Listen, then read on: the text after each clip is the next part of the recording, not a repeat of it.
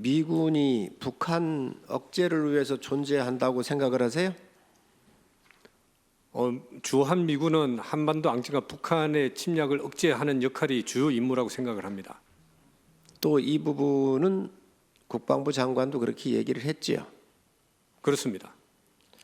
그러면 9.19 군사 합의를 원래 상태로 되돌리겠다고 하는 거하고 배치되지 않나요?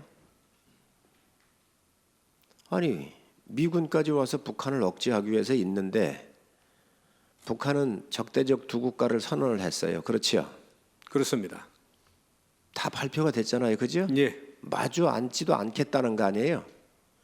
그런데 이 9.19 군사 합의를 다시 본래대로 돌아가겠다.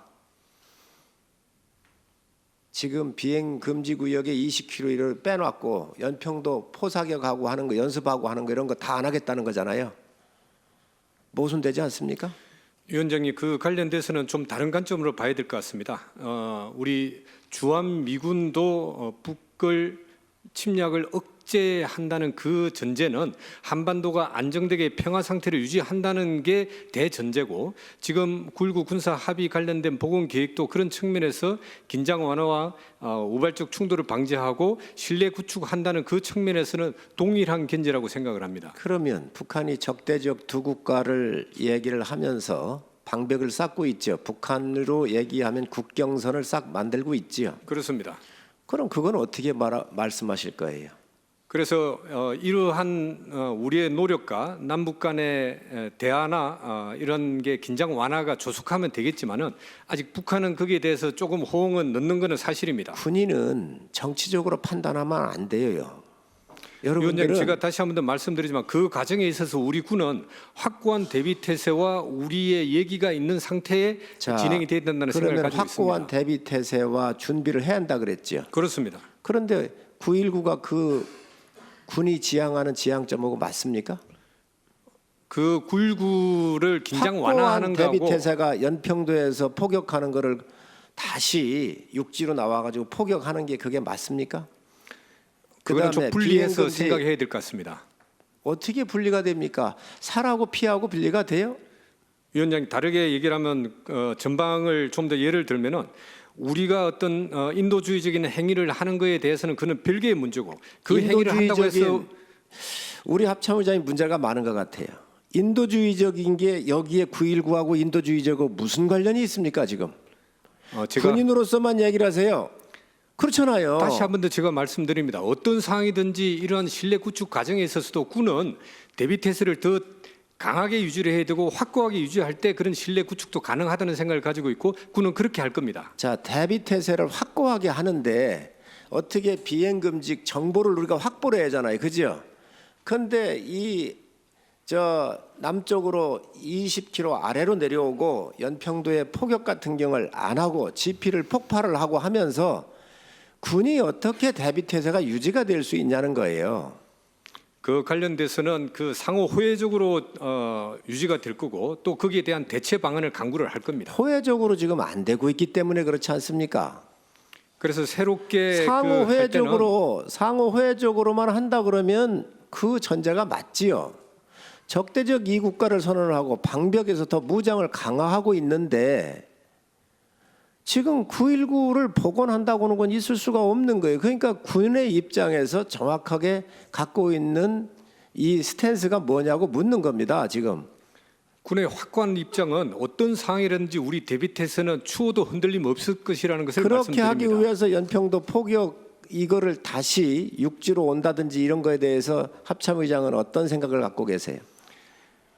그 관련돼 가지고는 뭐든지 강하게만 한다고 해서 되는 게 아니고, 우리 궁극적인 목적은 강하게만 하면 안 된다는 게 무슨 말씀이시죠? 군의 목적은 아까 말씀드렸지만 명확하게 억제가 돼야 되고, 전쟁을 억제하고 전쟁이 발발 시에는 승리해야 된다는 겁니다. 그 목적을 달성하기 위한 게 군의 목적이고.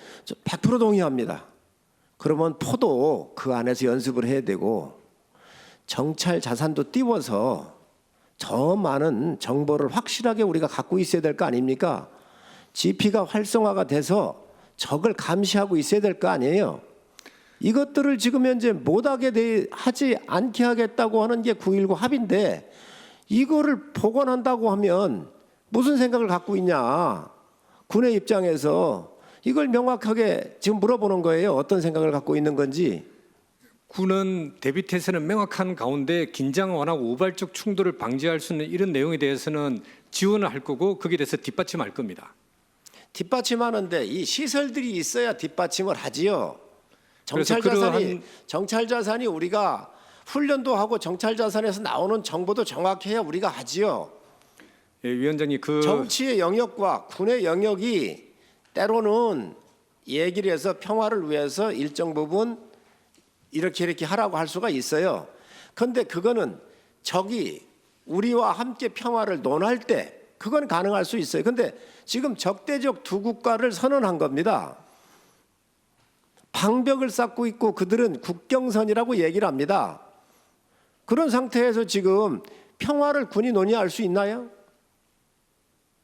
여러분은 그런 상황이 온다고 할 때 정확한 입장을 견지해야 한다고요.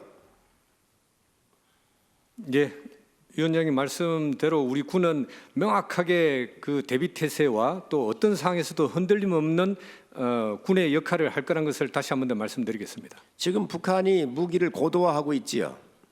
그렇습니다. 저 배도 이지스함급을 만들고 핵잠도 지금 하고 있나요? 추진하고 있나요? 북한 주장으로는 그렇게 하고 있습니다. 자, 그런 거에 대한 대비책이 있습니까?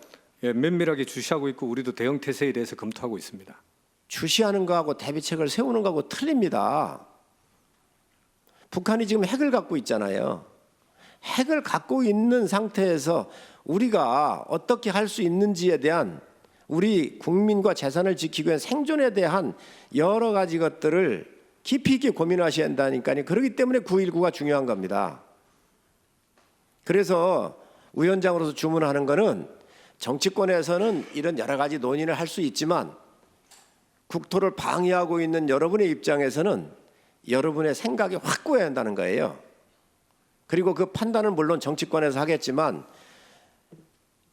적과 비슷한 생각을 가지고 평화를 지향할 때는 그런 부분이 있을 수 있습니다. 그렇지 않고 적대적 두 국가를 선언하고 있는 이런 입장에서 정치권은 어떤 일을 하든 간에 여러분만큼은 이 대적권을 정확하게 갖고 대비태세에 만전을 기해 주시기 바랍니다. 알겠습니다.